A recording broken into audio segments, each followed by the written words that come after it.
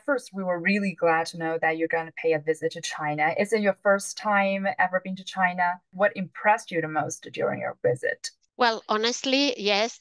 As you mentioned, this is my first visit to China, and I was highly impressed by many things. So I was speaking about people first, because really we had a very warm, welcoming colleagues here. Lots of expectation from their side and my side too. High level of motivation. And I was really impressed by the level of development of China meteorological services, not only in Beijing, the China Meteorological Administration, but also in Shanghai, Guangdong, and here in Hong Kong, my last step. And I would also like to mention the approach, the people-centered approach. The last thing I would like to mention is about your willingness to cooperate at the regional and global levels. So for me, this was a very fruitful visit, and I hope that it will help to engage more both China and the World Meteorological Organization. And as you mentioned, for a long time, China Meteorological Administration, CMA, and the WMO have been working closely together. So, what are the main achievements of our cooperation that you could give a brief introduction? Of cooperation has to do, first of all, with data sharing.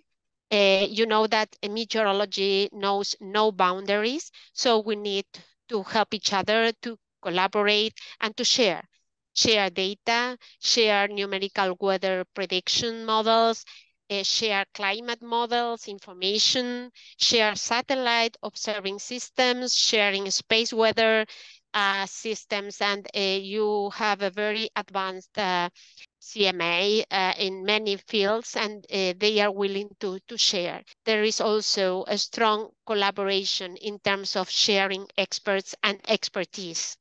And you know that WMO is built upon the concept of sharing in a way that we can help the most developed med services around the world, can help those that are a little bit behind. I was happy to see the result of the cooperation between China and the rest of the world through the WMO, and I'm certain that this will continue. Could you help elaborate on this, on the impacts on the globe, on human life? In fact, yes, temperatures is a number, and of course it's very worrying. Now we can tell that associated with these rising temperatures, we are suffering more and more extreme events that are really damaging. They are killers. And we also have the melting of glaciers, sea level rise, and we are losing biodiversity in many places of the world, but particularly in the oceans because of ocean warmth, and also because the acidification of the oceans. We need to be aware of these very, I would say, worrying impacts that are suffered worldwide. We expect that there is, I would say, a high probability of breaking again the record of 2023. Still, you know, the weather and the climate have lots of uncertainties, so we cannot be sure about that. But what we can be sure about that is that extreme events will continue to threaten many populations throughout the world. What do you think of the current global action on climate change? Well, I think that these acts and these commitments are really helpful. Still, the atmosphere and the oceans are telling us that this is not enough. So these commitments are part of the action. We should move faster. That is my message. To move faster implies breaking our own limits to do something different. And I think that we must work together to find the solutions that are suitable for everyone. So we have to not not worry about our own interest.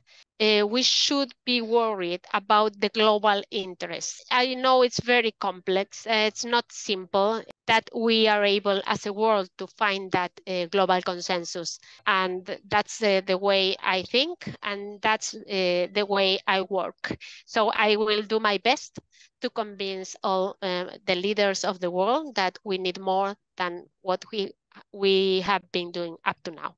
I would say again that early warnings for all is very important because it's a way, a very clear way for climate adaptation. When you are suffering of extreme weather events, you have to protect your population, you have to protect your livelihoods. So you need early warning systems in place. That is a concrete action because the climate has already changed. And so we have to prepare for that. In terms of mitigation, we must run into the transforming the way in which we consume and transforming the way in which we generate energy and we consume energy. So I think every policy trying to accelerate the way in which consume and the way in which produce will help us to reach our own goals faster. And in terms of climate action, what do you expect from China in the future? In terms of climate action, there are many things. I think that innovation, technology, having new systems in place to improve the quality of our forecasts, to improve the effectiveness of early warning systems, to share more data, to continue engaging to capacity development worldwide, to share expertise and best practices, and to collaborate with other experts throughout the world is the only way that we will find to really improve our climate action. And of course, engaging the new generations. This is something that we all must be aware. This is a world that will be the home for you as the new generation. So we must engage you into finding the best solution for all of us.